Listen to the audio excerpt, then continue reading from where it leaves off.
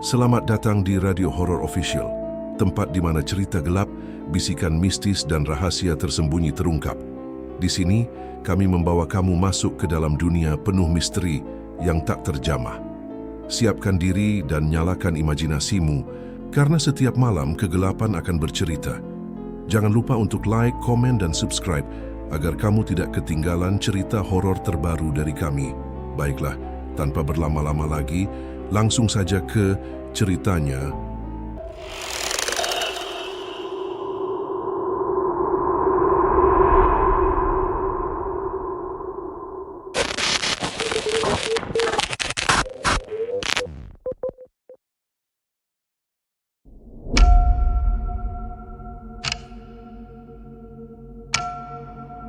Matahari baru saja terbit ketika Darman, seorang driver ojol berusia 30-an, menyalakan motornya di halaman kontrak kecilnya.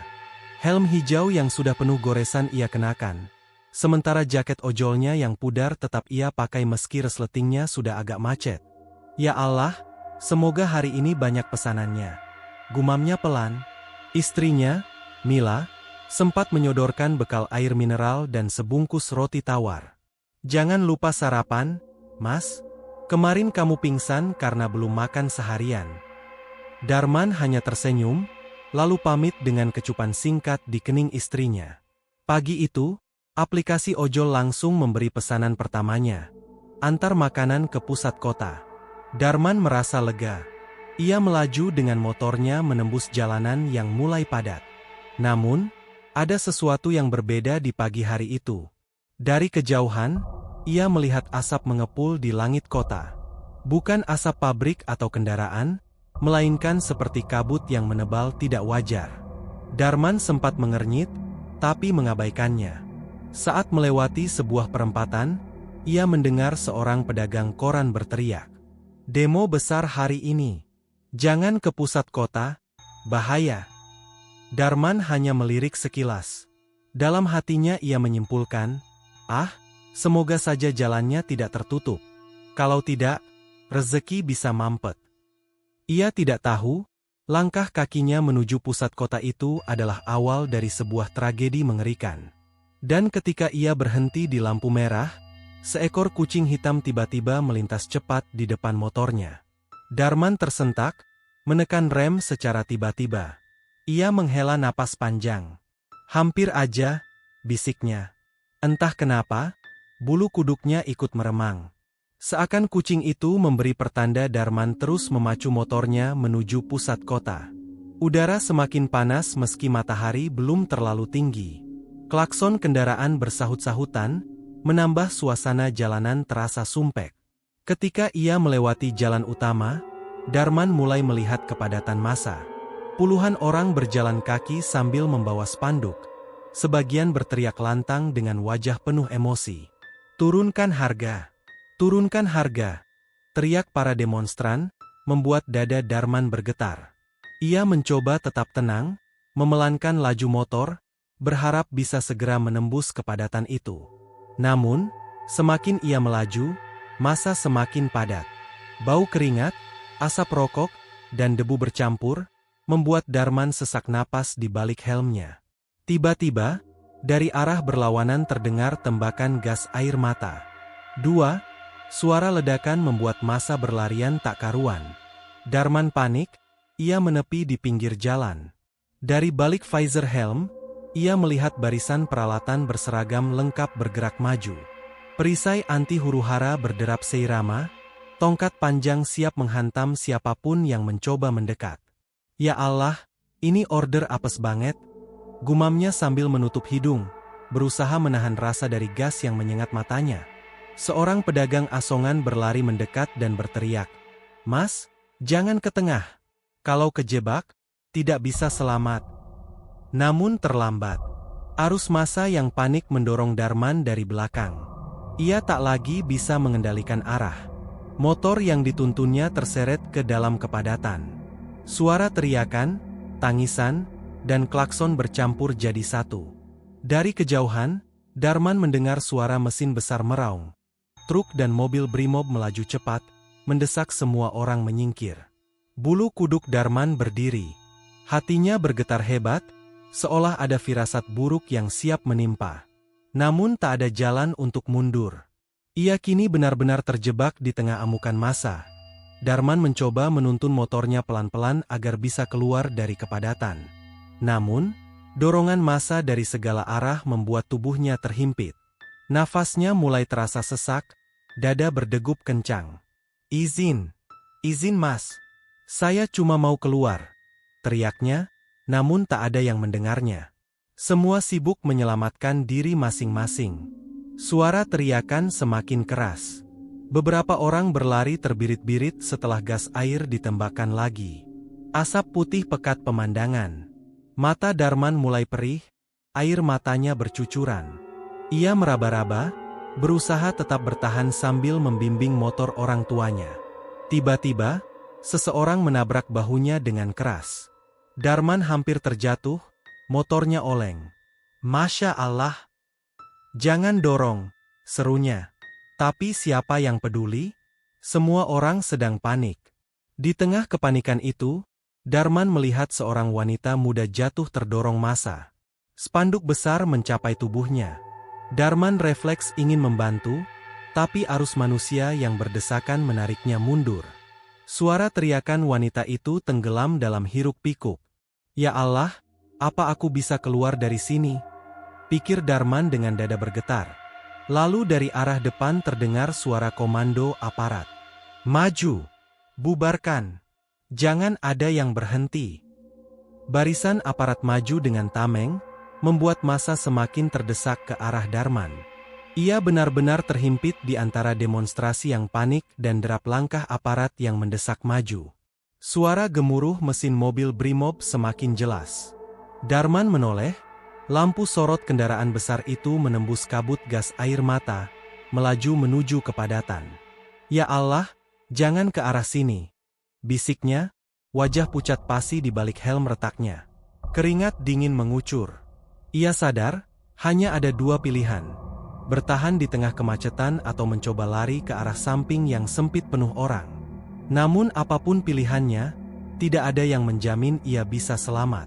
Karena hari itu, ketegangan sudah mencapai puncaknya, dan maut semakin dekat mengintai. Darman kini benar-benar tak bisa bergerak bebas. Kerumunan massa yang panik berdesakan dari belakang, sementara dari barisan depan aparat terus maju dengan tameng baja. Motor orang tuanya nyaris terhimpit. Stangnya tersangkut spanduk yang terinjak-injak, membuatnya semakin sulit dituntun. Nafasnya semakin sesak, dada sesak oleh asap gas air mata yang menusuk hidung.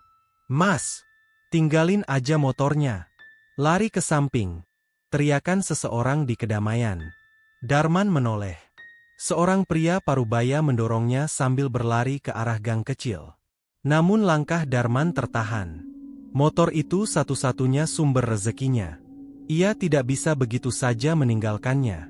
"Kalau motorku hilang, gimana aku bisa kerja lagi? Gimana menafkahi anak istri?" pikirnya panik. Ia mencoba menggeser motor ke samping, tapi dorongan massa semakin gila. Siku-siku menghantam tubuhnya, punggungnya nyaris patah karena himpitan. Suara mengeluarkan orang-orang bercampur dengan ledakan gas air mata. Tiba-tiba, dari belakang, seseorang menubruk Darman hingga ia tersungkur. Helmnya terlepas sebagian, wajahnya terbentur aspal. Pandangannya berkunang. Ia berusaha bangkit, namun kakinya terjepit roda motornya sendiri. "Bangun, Mas! Bangun!" teriak seorang pemuda yang juga terhimpit. Darman menyambar motornya, namun arus manusia menyeretnya semakin ke depan, ke arah jalan utama tempat mobil Brimob sudah menderu kencang. Sorot lampu putih kendaraan besar itu kini menyilaukan mata. Derap langkah aparat semakin mendekat. Suara sirene semakin menambah panik suasana. "Ya Allah, tolong aku!" Suara Darman tercekat, tubuhnya gemetar tak berdaya. Namun tak ada yang bisa membantu. Semua orang sibuk menyelamatkan diri. Ia kini terjebak di jalur maut, hanya beberapa meter dari kendaraan baja yang melaju tanpa kompromi. Dan di detik itulah, Darman sadar. Kematian mungkin tinggal menghitung saat. Suara mesin mobil Brimob menderu semakin dekat, seakan hendak merobek gendang telinga. Sorot lampu putihnya menembus asap gas air mata, menyilaukan pemandangan Darman yang masih terhimpit di tengah kepadatan. Tubuhnya kian lemas. Nafasnya tersengal, kaki terjepit stang motor yang terseret arus massa. Ia berusaha keras menarik kakinya, tapi sia-sia.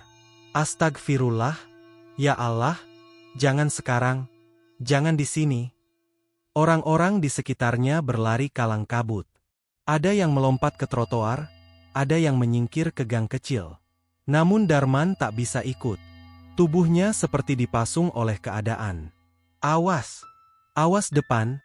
teriak seseorang, menunjuk ke arah kendaraan baja yang melaju tanpa ampun. Darman mendongak. Dari balik asap putih, ia melihat moncong mobil Brimob yang besar, menggilas apapun yang ada di jalurnya. Jaraknya kini tinggal beberapa meter. Detik itu terasa lambat. Darman sempat melihat bayangan istrinya, Mila, dan wajah anaknya yang masih balita. "Aku harus pulang, aku tidak boleh mati di sini," bisiknya dengan suara parau. Namun takdir tak memberi pilihan. Dalam satu hentakan brutal, mobil Brimob itu menghantam kepadatan, menyingkirkan orang-orang. Darman yang masih terjepit bersama motornya tak sempat lagi menghindar. Braaak! Tubuhnya tergilas. Tulang-tulangnya remuk, darah muncrat membasahi aspal. Helmnya pecah, terlempar ke sisi jalan. Teriakan ngeri orang-orang pecah di tengah hiruk-pikuk. Seketika, dunia menjadi gelap. Nafas Darman terhenti. Namun, di detik terakhir, matanya yang terbuka menatap kosong ke langit penuh secepatnya. Dan di dalam kegelapan itu, ia mendengar suara yang bukan berasal dari manusia. Suara berat, bergema di telinga. "Belum selesai, kau belum tenang." Arwahnya mulai tercerabut.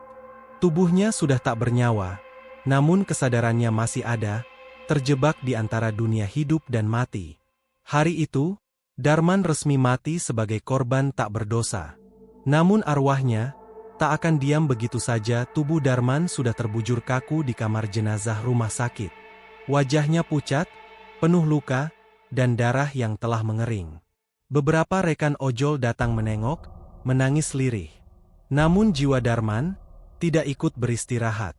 Ia berdiri di samping tubuhnya sendiri, bingung, tertegun. Nafasnya terasa ada, tapi tubuhnya tak bergerak. "Apa?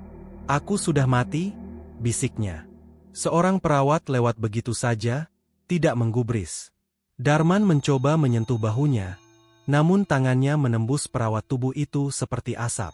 Saat itulah ia sadar, dirinya hanyalah arwah. Rasa sesak memenuhi batinnya. Bayangan istrinya, Mila, dan anaknya yang masih kecil menari-nari di pikiran. "Aku belum siap pergi, aku belum sempat pamit, aku belum sempat membahagiakan mereka." Tangisan terdengar jauh, meskipun mereka berada di rumah.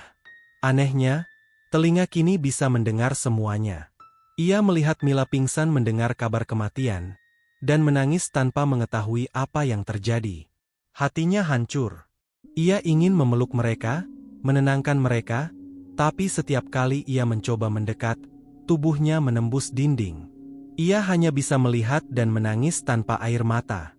Malam itu, saat jasadnya ingin diumumkan, sesuatu yang aneh mulai terjadi. Lampu rumah sakit tiba-tiba berkelip. Udara yang mengalir dari keran berubah keruh, seperti bercampur darah. Para petugas jenazah bergidik ngeri.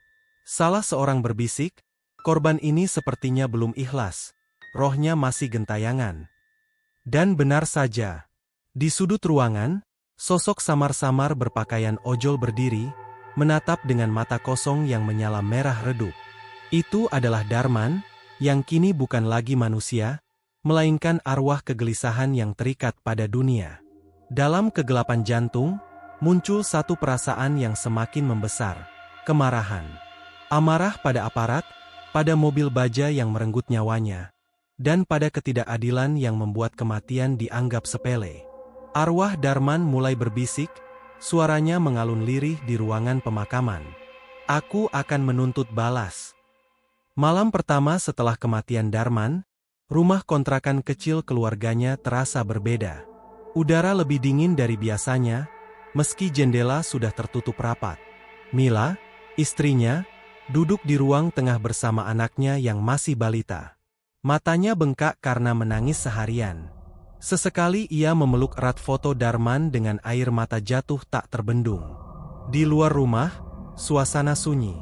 Namun menjelang tengah malam, suara motor berhenti terdengar di depan kontrakan. Suara mesin itu mirip sekali dengan motor Darman yang sudah hancur di lokasi demo. Brum, brum, cek. Mila tersentak. Ia segera menoleh ke arah jendela. Tak ada siapa-siapa di luar, hanya halaman sepi. Tapi suara motor itu masih terdengar jelas, seolah-olah tepat di pintu depan. Anaknya tiba-tiba menunjuk pintu dan berkata polos, "Bunda, ayah pulang." Mila langsung memeluk anaknya erat-erat, tubuhnya gemetar. "Jangan ngomong sembarangan, nak. Ayahmu sudah..." Suaranya tercekat, tak sanggup melanjutkan. Tiba-tiba, ketukan keras terdengar di pintu. Tok, tok, tok. Mila membeku. Jantungnya berdegup tak karuan. Dia tahu, tak mungkin ada tamu jam segini. Dengan suara bergetar ia bersuara. "Siapa?" Tak ada jawabannya. Hanya ketukan itu yang terdengar lagi, lebih keras. Oke, oke, oke." Anaknya justru tersenyum, seolah melihat sesuatu yang tak kasat mata. "Bunda, itu ayah. Ayah bawa helm." Mila langsung menutup mulutnya.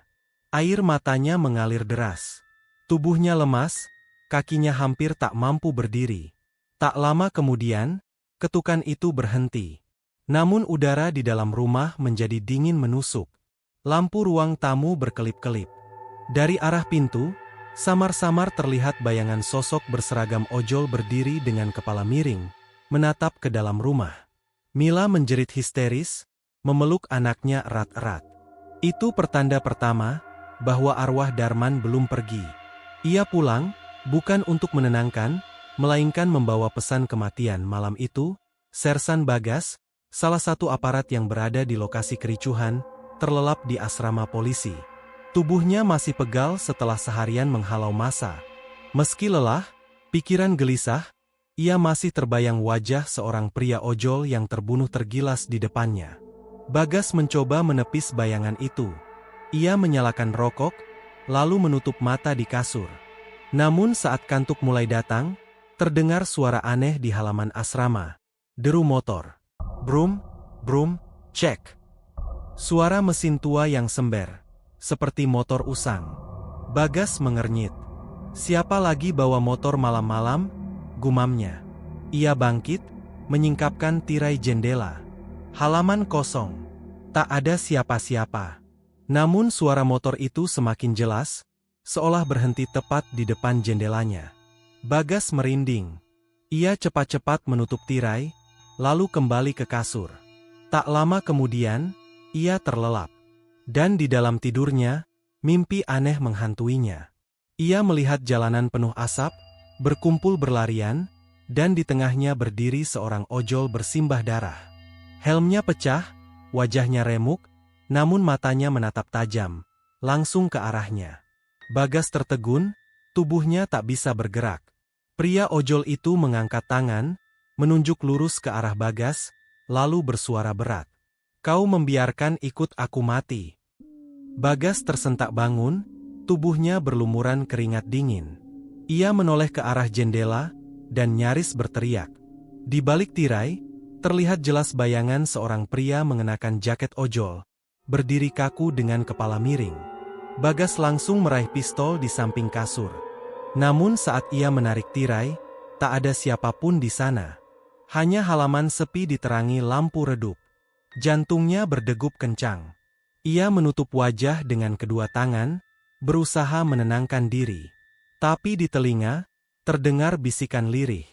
Ini baru permulaan, teror arwah Darman tidak berhenti hanya pada Sersan Bagas.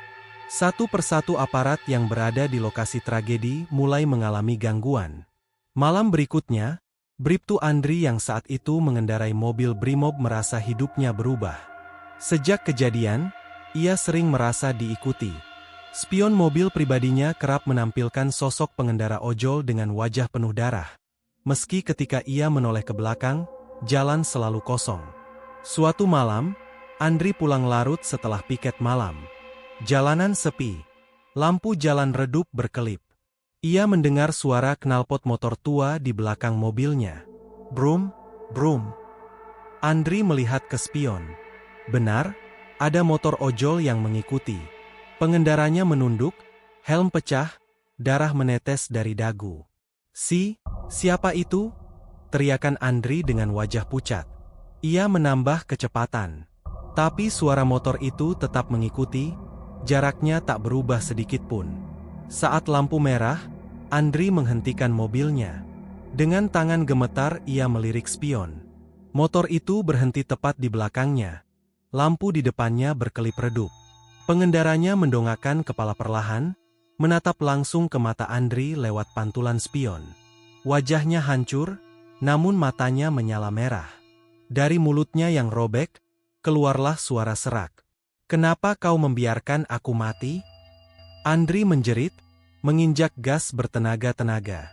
Mobilnya melaju kencang membelah jalanan, tapi suara motor itu terus mengikutinya, meski jarum speedometer sudah menembus angka 120. Akhirnya, di tikungan tajam, Andri kehilangan kendali. Mobilnya oleng, menabrak pembatas jalan, lalu terguling keras. Suara benturan memecah keheningan malam. Ketika warga datang, mereka menemukan cincin mobil dan tubuh Andri tak bernyawa. Wajahnya membeku dengan ekspresi ketakutan. Anehnya, di samping mobil yang hancur itu, warga berjam-jam sempat melihat helm ojol penuh darah, lalu hilang begitu saja ketika disentuh. Kabar itu menyebar dengan cepat di kalangan aparat. Mereka mulai resah. Tapi bagi arwah Darman, ini baru awal. Satu persatu akan membalas. Sejak kematian Bribtu Andri, suasana di markas aparat menjadi mencekam. Banyak anggota mengaku mendengar hal-hal aneh. Suara mesin motor di tengah malam, helm ojol berada di lorong lalu menghilang, hingga bayangan seseorang berdiri kaku di pojok ruangan saat apel malam. Sebagian besar orang berusaha menyangkal, namun ketakutan itu semakin nyata. Arwah Darman semakin kuat, penuh amarah, haus balas dendam. Di lokasi demo, tempat ia terbunuh, gangguan sering terjadi. Warga yang melintas malam hari mendengar suara motor melaju kencang tanpa terlihat pengendaranya. Terkadang, deru knalpot tua berhenti tepat di belakang mereka, membuat bulu kuduk berdiri. Seorang tukang ojek pangkalan bercerita, ia pernah melihat sosok ojol duduk di trotoar, menunduk, tubuh berlumuran darah, helmnya retak. Ketika ia mencoba mendekat, sosok itu perlahan mengangkat kepala dan mengamati dengan mata kosong menyala merah. Tiba-tiba tukang ojek itu jatuh pingsan. Tak hanya itu, aparat yang bertugas di sekitar lokasi mulai mengalami kejadian buruk. Ada yang tiba-tiba jatuh sakit keras, tubuhnya panas dingin, mulut komat kamit menyebut nama Darman dalam tidurnya. Ada pula yang mengaku mendengar bisikan di telinga saat patroli. "Aku belum selesai. Aku akan menyambutmu." Malam hari, pos polisi yang dekat dengan lokasi demo tiba-tiba mati listrik. Di kegelapan itu, para penjaga mendengar suara roda motor berputar pelan. Semakin lama semakin dekat. Cek, cek.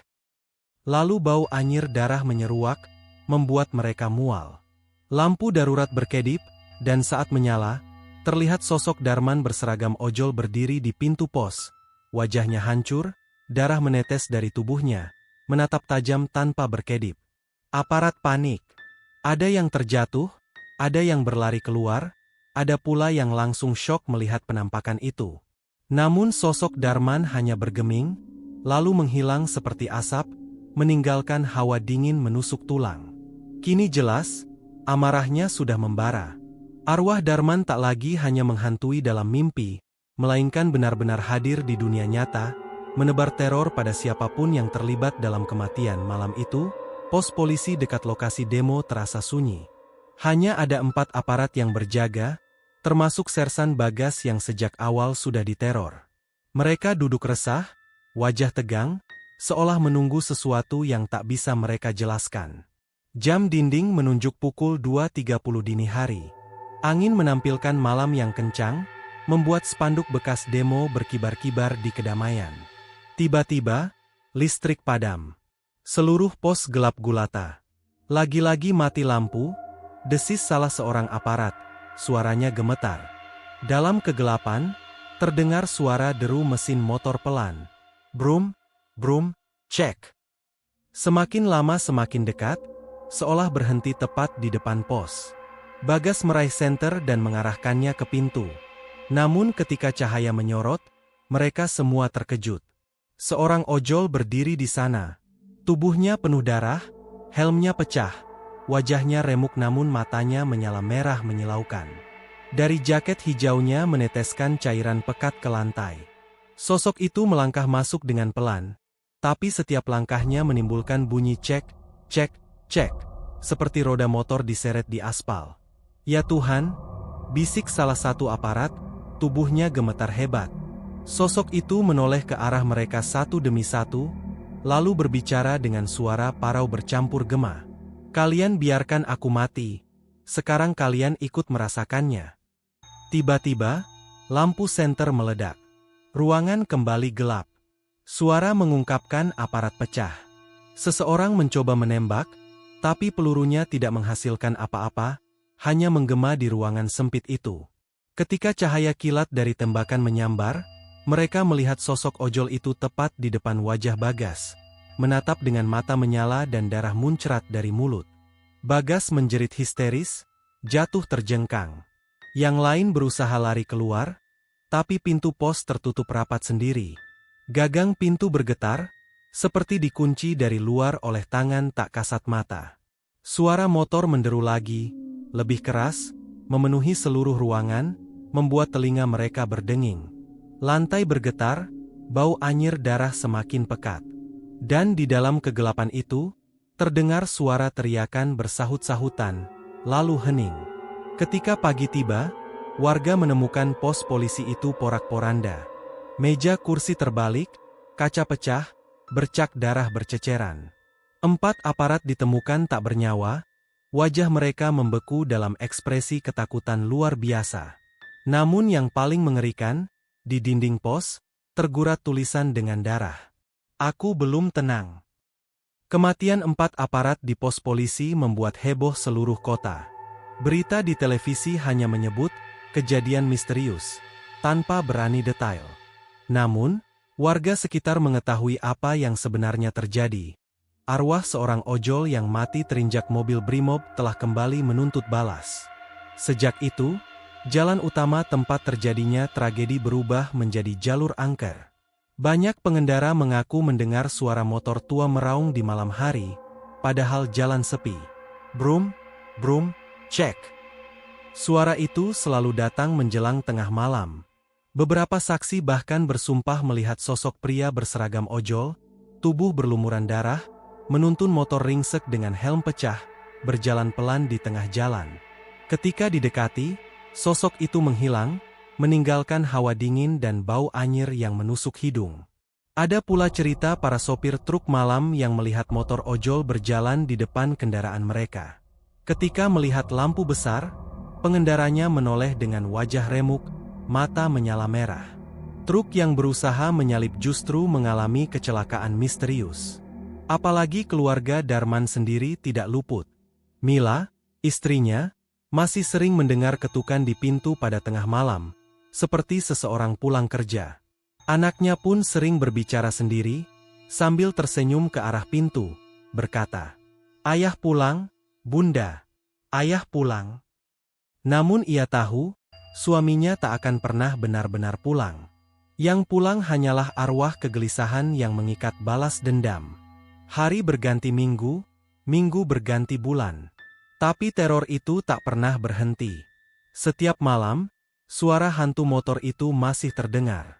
Dan hingga kini, siapapun yang melintas di jalan bekas lokasi demo saat tengah malam akan merasakan bulu kuduk berdiri. Karena di sana, arwah Darman masih bergentayangan, menuntut bola di dunia yang telah merenggut nyawanya. Suara motor itu akan terus ada. Dan dia tidak akan pernah tenang. Pakupin tamat, arwah ojol penuntut balas. Saudara pendengar, itulah kisah kelam tentang seorang ojol bernama Darman, yang mati tragis, terlindas mobil Brimob saat merilis demo. Namun rupanya, kematian bukanlah akhir dari segalanya. Arwahnya kembali, menuntut balas. Dan hingga kini, jalan bekas lokasi demo itu tak pernah lagi sama. Banyak yang mendengar suara motor menderu di tengah malam. Bau anyir darah menyengat, dan penampakan seorang pria berseragam ojol, tubuh berlumuran darah. Masih kerap menampakkan diri. Konon, siapapun yang melintas sendirian di jalan itu, bisa jadi, akan melihat sosoknya, menoleh dengan wajah hancur, dan mata menyala merah menembus kegelapan. Saudara pendengar, berhati-hatilah bila melewati jalan sepi di malam hari, karena bisa jadi, suara motor yang Anda dengar, bukanlah motor manusia, melainkan arwah gentayangan yang belum tenang.